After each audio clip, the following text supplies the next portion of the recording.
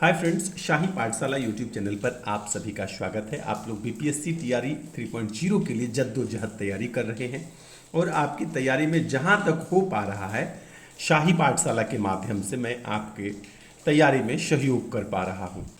एक एक कमेंट जो आपकी ज़रूरतों से रिलेटेड होता है उस पर मैं ध्यान से उसको पढ़ता हूं और उसको रिप्लाई देने का प्रयास करता हूं। तो कुछ स्टूडेंट को मैंने आज कहा था कि किसी प्रश्न को मैथमेटिक्स में, ये मैंने कहा था मैथमेटिक्स के किसी प्रश्न को यदि आप नहीं समझ पाते हैं ठीक से तो आप यदि कमेंट करेंगे तो मैं इसके लिए स्पेशल वीडियो आपको बना कर दे दूंगा।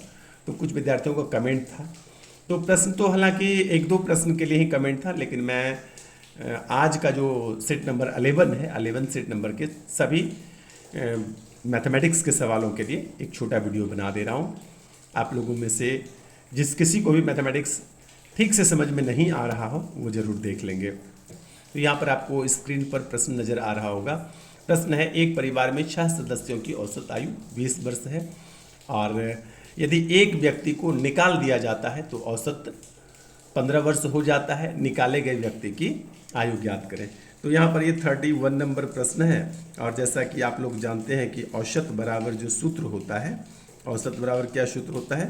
संख्याओं का योग बटे संख्या, संख्याओं का योग और बटे संख्या। ठीक है, संख्याओं का योग बटे संख्या। तो औसत यदि आपको दिया हुआ रहे, औसत आपको दिया हुआ रहे, अच्छा यहाँ पर आप लोग को लग रहा होगा कि संख्याओं का योग क्या है, तो भले ही यहाँ पर संख्याओं का योग, प्रश्न जो है यहाँ संख्याओं के बदले यहाँ पर क्या हो जाएगा? आयु का योग। यहाँ पर क्या हो जाएगा? आयु का योग, यानी सभी व्यक्ति, यहाँ कुल 6 व्यक्ति की चर्चा है तो 6 व्यक्ति की कुल आयु का जो योग होगा वो। तो प्रश्न में यदि आपको संख्याओं का योग या आयु का योग ज्ञात करना होगा तो ये जो बटे वाला होता है ये बराबर के बाएं तरफ आकर के क्या हो जाएगा? उधर औसत के साथ गुना हो जाएगा।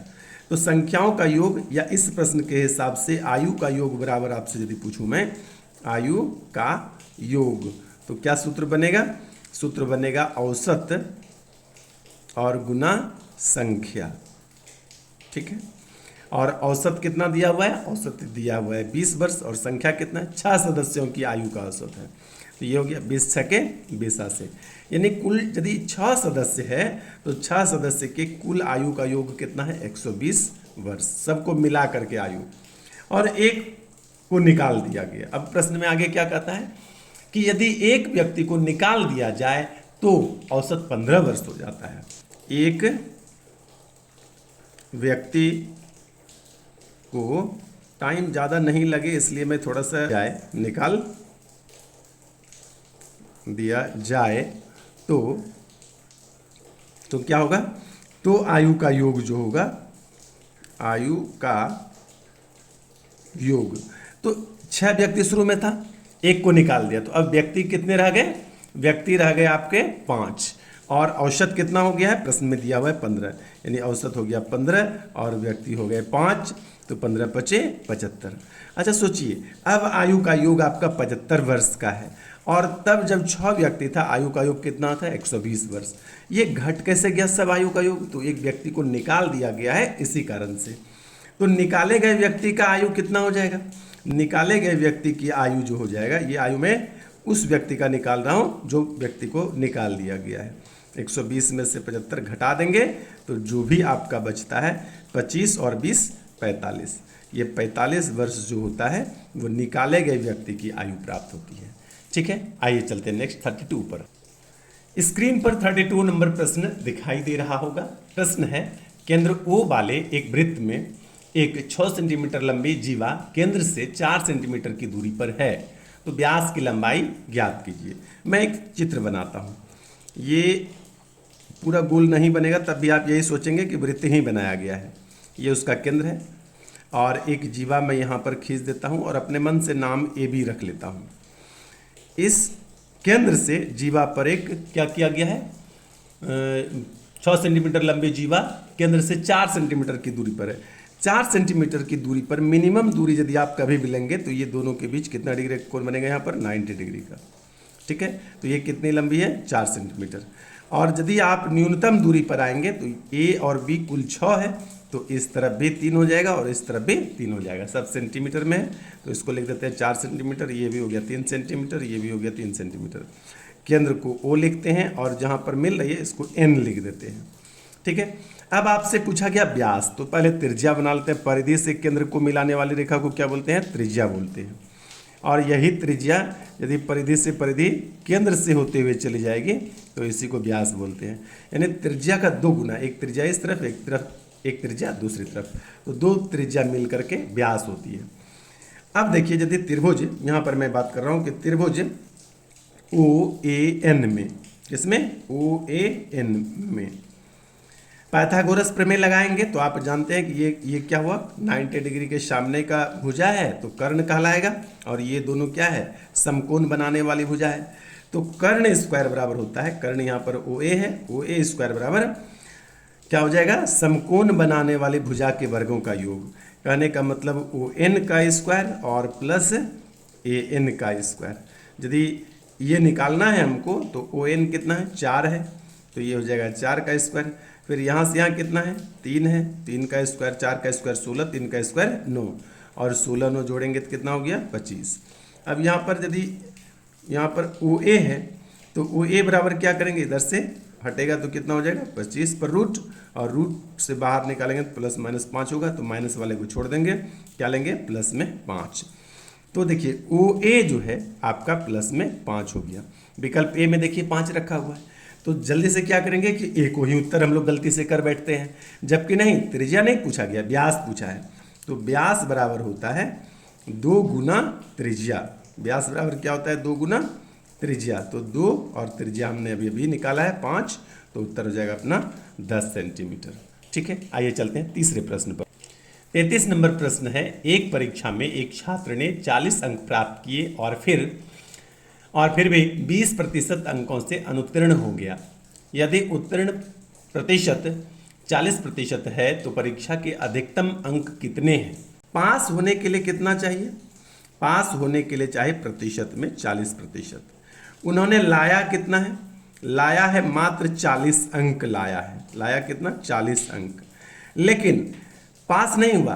पास होने के लिए जितना लाया है ना, इसके अलावे और 20% लाना पड़ता, तब वो पास हो जाता। सोचिए, कुल 40% लाने पर पास ही हो जाता है। 40 अंक लाया और 20% और वो कम ही रह गया, यानी 20% और लाना पड़ता। इसका मतलब ये होता है कि 20% लाया ना, ये 40 अंक जो है ये 20% के बराबर है। तो ये 20% के बराबर 40 है, 20% और लाता, दोनों मिलकर कितना हो जाता है? 40%। यही कहा कि पास होने के लिए कितना चाहिए? 40%। तो यहाँ से पता चलता है कि जो 20% है, ये 20% बराबर है 40 अंक। तो लिख देते हैं, चूँकि यहाँ पर चूँकि लिखना चाहिए, चूँकि 20% बराबर 40 नंबर या अंक, तो इसमें कितना से गुना करेंगे? जो 100 हो जाएगा 5 से। तो 100% बराबर कितना? तो इधर भी आप 5 से गुना कर देंगे, तो 20 पंचे 100, 40 पंचे 200। ठीक है, तो पूर्णांक कितना है? ये पूछा कि प्राप्तांक कितना है, कुल अंक कितना है? यही हो गया आपका पूर्णांक या कुल अंक। तो परीक्षा का कुल अंक कितना है? 200। इसलिए विकल्प सी यहाँ पर सही हुआ। आइए चलते हैं क्वेश्चन नंबर 34 पर। ए और बी मिलकर किसी कार्य को 50 दिनों में पूर्ण कर सकते हैं। यदि ए बी से 40% कम कुशल है तो ए अकेला कार्य करते हुए 60% कार्य को कितने दिनों में पूरा कर सकता है? इस प्रश्न के लिए आपने कमेंट किया था, तो आइए इस प्रश्न पर आ जाते हैं और इसे खूब अच्छे से समझेंगे। एक सूत्र याद रखना है कि कुल कार्य बराबर, आपको कुल कार्य यदि पूछा जाए कि कुल कार्य बराबर कितना होता है, ये होता है मैन इंटू डे। मैन का मतलब आदमी का मतलब कि आदमी का मतलब आदमी से नहीं है, बल्कि आदमी का मतलब आदमी की क्षमता से है। ठीक ना, इफिशियंसी से है। आदमी मतलब क्या? आदमी की क्षमता से। जैसे बच्चे हैं तो उसकी क्षमता कम है, तो कम क्षमता गुना डे। ठीक है, महिलाएं हैं, पुरुष से कम क्षमता है। यदि अच्छा, क्षमता ही नहीं बल्कि कहीं कहीं क्षमता के बदले कार्य कुशलता भी आता है, कार्य कुशलता। तो मैन इंटू डे भी हो सकता है, कभी क्षमता इंटू डे हो सकता है, कभी कार्य कुशलता इंटू डे हो जाएगा। तो ये दोनों गुना होकर के क्या बनेगा? टोटल वर्क आपको बनेगा। और यदि कुल कार्य दिया हुआ है, डे का मतलब क्या है? समय से है। डे का मतलब यहाँ किस बात से है? समय से है। अच्छा, यदि इसी सूत्र से कुल कार्य बराबर मैन इंटू डे से ही यदि आपको कभी समय निकालना होगा, यदि आपको कभी क्या होता है समय निकालना होता है, तो समय निकालने के लिए आप क्या करेंगे, तो देखिए समय गुना मैन है, आदमी है, और आपको यदि समय निकालना होगा तो ये दोनों गुना है, बराबर के बाएं तरफ आएगा तो ये क्या होगा, भाग लग जाएगा, बटे में हो जाएगा। तो क्या कहेंगे, कुल कार्य और बटे क्षमता कहिए या आदमी कहिए या कार्यकुशलता कहिए, ठीक है, तीनों में से जो भी कहे, जब भी आपको जो मौका लिखे, या फिर कार्यकुशलता, ठीक है। तो तीनों में से जब मौका जिससे लगे भाग देंगे, तीनों से एक ही साथ तो भाग देने का कोई विकल्प नहीं है, ठीक है। तो इस सूत्र को यदि आप याद रखते हैं, मैं समझता हूं कि आपका टाइम एंड वर्क, कार्य समय जो होता है, इससे रिलेटेड आपके सभी प्रश्न हमेशा के लिए बनते रहेंगे, तो इसको ध्यान रखिएगा। मैं जब पटना में पढ़ाता था शुरू में, तो ये सूत्र विद्यार्थियों को पहले से मालूम नहीं था, मैंने दिया, और मेरी जो पुस्तक आती है ट्रिकी मैथमेटिक्स के नाम से, ट्रिकी जीएस भी आती है और ट्रिकी मैथमेटिक्स भी, तो ट्रिकी मैथमेटिक्स में मैंने ये सूत्र वहाँ पर दिया है। तो यदि आप लोगों को ट्रिकी जीएस मिलता है तो वहाँ पर भी आप देख सकते हैं, मेरे द्वारा ही संकलित किया गया है, लिखा गया है। इस प्रश्न पर आते हैं, कहता है ए और बी मिलकर 50 दिन में काम करते हैं, और ए और बी के बारे में दिया हुआ है, ए और बी इसके बारे में दिया हुआ है कि ए बी से 40% कम कुशल है, तो बी को मान लेते हैं कि ये 100% कुशल है, कार्यकुशलता है इनकी, तो इसमें 40% कम है, यानी कि इसके 60 ही कार्यकुशलता है। यदि इसको कटाएंगे तो हो जाएगा 20×3 60, और ये हो जाएगा 20×5 100। ये क्या निकल रहा है, कार्यकुशलता का अनुपात है, ये कार्यकुशलता का। तो मान लिया जाए कि ए की कार्यकुशलता 3 यूनिट की है और बी की कार्यकुशलता 5 यूनिट की है, और दोनों मिलाकर के कार्यकुशलता कितनी हो गई, 8 यूनिट की। 8 यूनिट कार्यकुशलता के साथ जब काम करता है तो 50 दिन लगता है। तो टोटल वर्क, TW को मैंने लिखा टोटल वर्क, जिसको कुल कार्य बोलते हैं, TW कुल कार्य, टोटल वर्क। तो टोटल वर्क बराबर यहाँ पर कितना हो जाएगा, 50 × 8, ये हो गया आपका पास टोटल वर्क, ठीक है, इसी मैन इंटू डे या क्षमता इंटू डे या कार्यकुशलता इंटू डे के नियम से, ठीक है। तो टोटल आपके पास कितना है, इतना काम नहीं करना है, करना कितना है, इसका 60%। बी से आप ए से कितना करवाना चाहते हैं, ए जो काम करेगा, ए का काम, ये कितना काम करेगा, पूरा काम नहीं करेगा, जितना काम है ना इसका 60% ही ए से करवाना है, ठीक है। इसका 60% का मतलब 60% का मतलब बटे में 100, इसको कटाएंगे तो जाएगा 20×3 60, 20×5 100। तो इतना काम करवाना है, पूरा काम नहीं, पूरा काम ये है आपका, और काम करेगा कितना, ये हो गया आपका 50 × 8 और 3/5।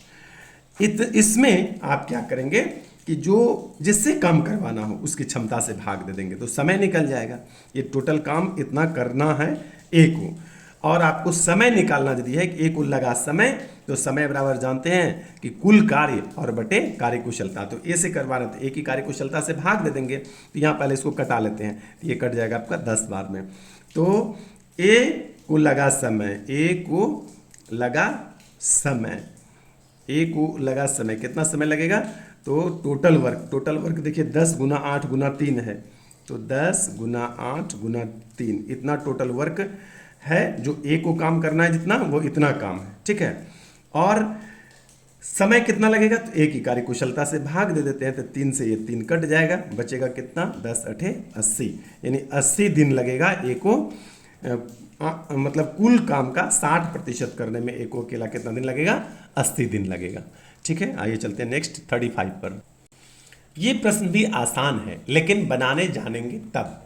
प्रश्न है, एक क्षैतिज तल पर भवन के पाद से 70 मीटर की दूरी पर एक बिंदु से भवन के शीर्ष का उन्नयन कोण 60 डिग्री है, भवन की ऊंचाई ज्ञात करें। देखिए ये मान लिया जाए कि भवन की ऊंचाई है, ये ज्ञात करनी है, और इसका ये पाद बिंदु है यहाँ से कितनी, 70 मीटर की दूरी पर, यहाँ से लेकर के यहाँ तक कितनी दूरी है, 70 मीटर की दूरी पर, ठीक है। जो भवन के शीर्ष का उन्नयन कोण होता है, भवन के शीर्ष का जो उन्नयन कोण होता है, यहाँ कितना डिग्री होता है, 60 डिग्री होता है। यहाँ तक प्रश्न में दिया हुआ है।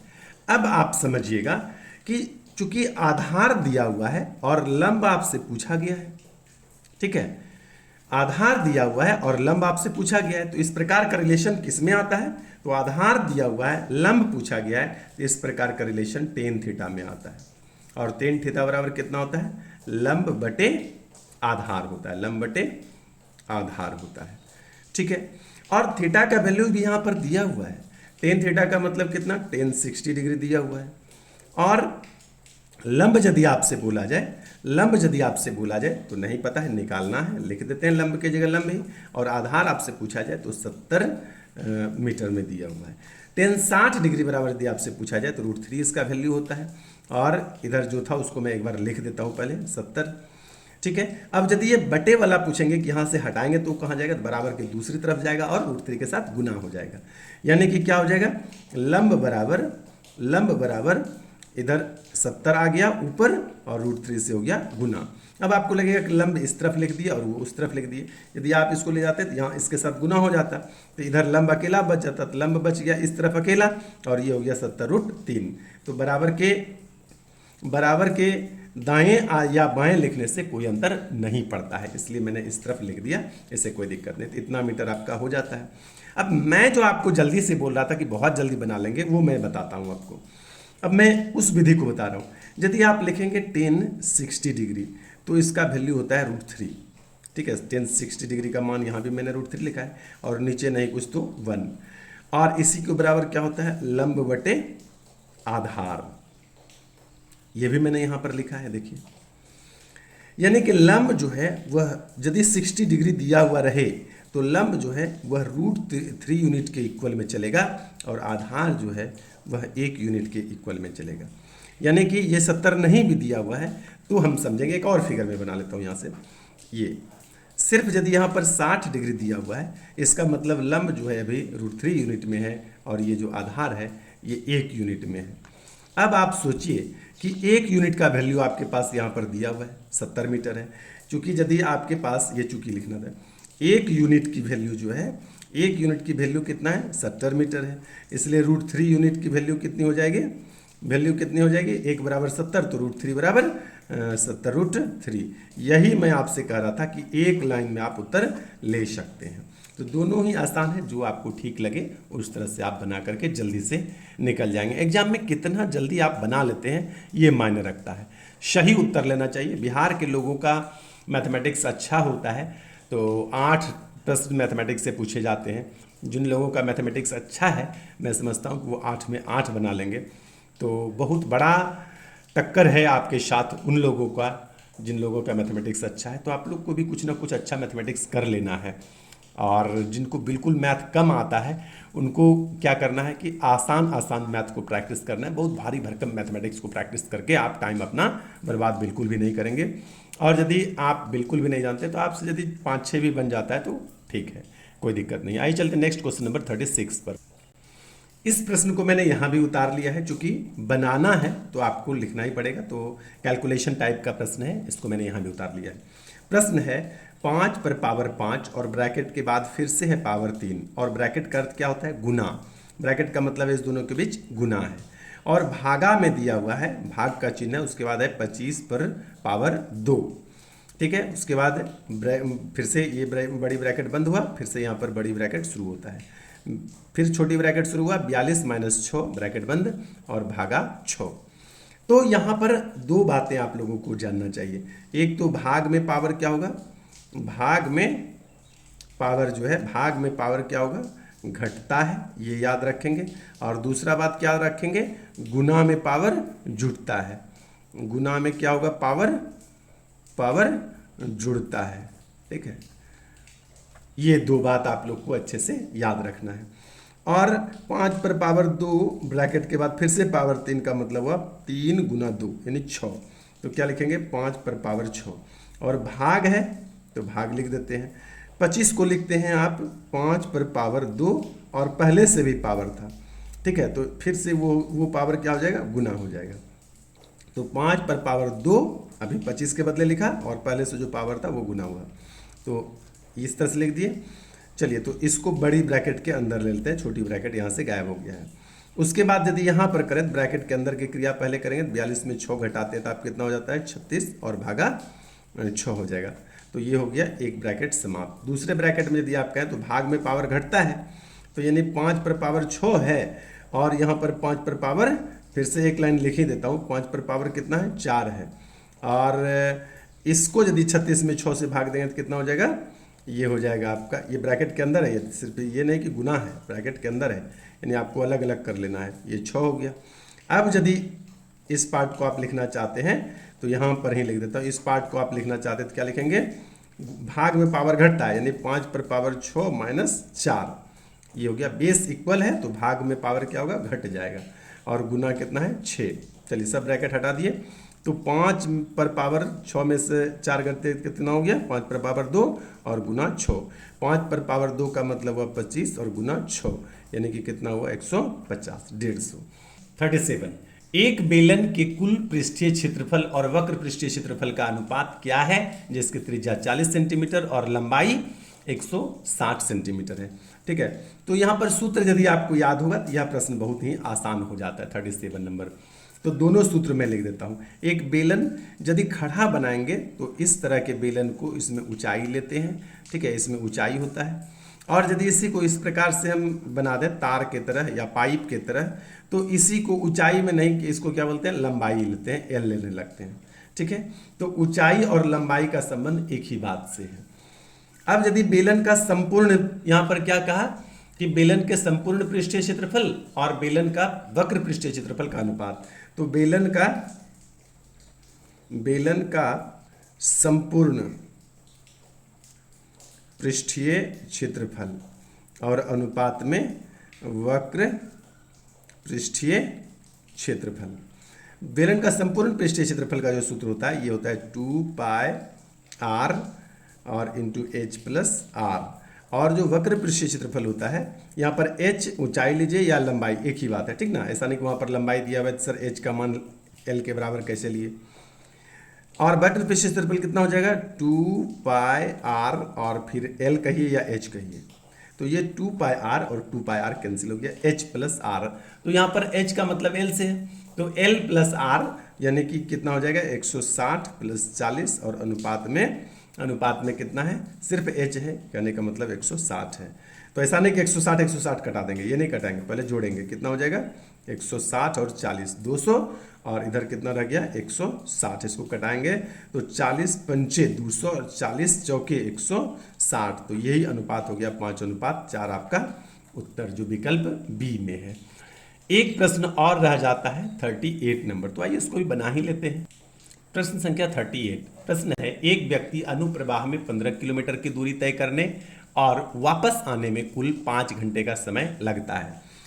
आगे भी मैं प्रश्न पढ़ूंगा, लेकिन आप समझिए कि जब कभी भी नाव, धारा या फिर समय दूरी का प्रश्न रहे तो आपको चाल बराबर दूरी बटे समय कम से कम इतना सा ही याद रहना चाहिए।